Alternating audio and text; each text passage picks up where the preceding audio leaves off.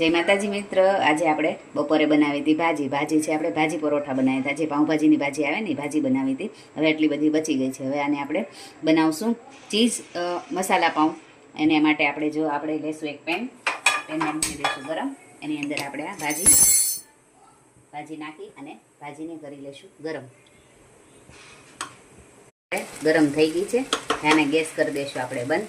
અને ભાજી બધી આના જ બાઉલમાં આપણે જે ભાજી હતી એમાં પાછી કાઢી લઈશું. ભાજી આપણે આજે ગરમ કરી હતી ને એને કાઢી લીધી છે. હવે આપણે પાઉં લીધા છે. પાઉંને પણ આપણે આવી રીતે કટ કરી લીધા છે વચ્ચેથી. હવે આમાં આપણે એકદમ સરસ ભાજી ભરી લઈશું. એકદમ સરસ જાજી બધી ભાજી ભરી લઈશું. આમાં આપણે આવી રીતે આપણે આ બધા પાઉં ભરી લઈશું ભાજીમાં. હવે આ પાઉંમાં આપણે બધી ભાજી ભરી લીધી છે. આવી રીતે આપણે એકદમ પાઉં ખોલી નાખ્યા છે. હવે આની અંદર આપણે નાખશું ચીઝ. બધામાં આપણે ચીઝને ખમણી લઈશું. આમાં બધામાં આપણે ચીઝ ખમણી લીધું છે. હવે આ બધા પાઉં આપણે કરી દઈશું એકદમ સરસ બંધ. બધાને બંધ કરી લઈશું આપણે. બધા આપણે એકદમ સરસ બંધ કરી લીધા છે. હવે આપણે આના જ કઢાઈ હતી એની લેવાની છે, જેમાં આપણે ભાજી ગરમ કરી હતી. એમાં આપણે હવે આની અંદર આપણે નાખી દઈશું ઘી. તમે તેલથી પણ બનાવી શકો છો અને બટરથી પણ બનાવી શકો છો. મારી પાસે બટર ખાલી થઈ ગયું હતું એટલે મેં લીધું છે ઘી. હવે ઘીની અંદર આની અંદર આપણે નાખીશું. હવે આ ઘી ગરમ થઈ ગયું છે. હવે આની અંદર નાખશું આપણે 1 ચમચી જેટલું મરચું. આપણી ભાજી તીખી છે એટલે આપણે મરચું નાખશું 1 ચમચું. 1 ચમચી નાખશું આપણે ધાણા જીરું. અને એમાં આને આપણે બધું હલાવી લઈશું. એકદમ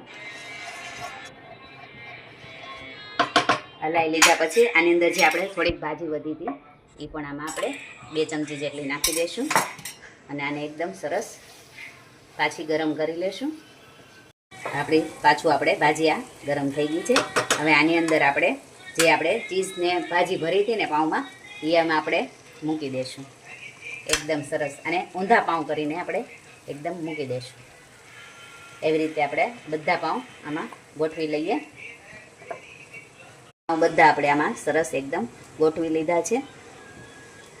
હવે આને આપણે 2 મિનિટ સુધી શેકા દેશું. જે ધીમા ગેસે એકદમ સરસ 1 મિનિટ સુધી રહેવા દઈશું. આનું મિનિટ થઈ ગઈ છે. હવે આને આપણે એક આંગળી અને આવી રીતે કરી અને આને એકદમ સરસ પલટાવી લઈશું. બધા પાઉંને એકદમ પલટાવી લઈશું પકડીને. બધા હવે આપણે આમાં પલટાવી લીધા છે. પાછું આને 1 મિનિટ સુધી રહેવા દઈશું. પાછી આપણે 1 મિનિટ થઈ ગઈ છે. હવે આપણે જોઈ લઈએ. આપણા પાઉં એકદમ સરસ શેકાઈ ગયા છે.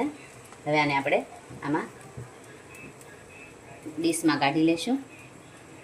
બધા પાઉંને આવી રીતે આપણે ડીશમાં કાઢી લઈશું.